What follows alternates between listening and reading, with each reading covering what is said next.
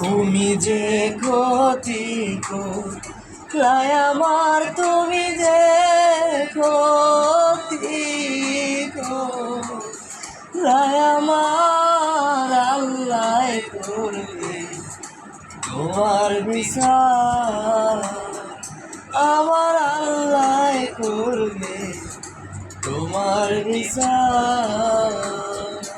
তুমি অনেক দিন কান্দাইলার বন্ধু, কান্দাইও না বেশি, আল্লাহ করবে তোমার বিচার, আমার আল্লাহ করবে তোমার বিচার।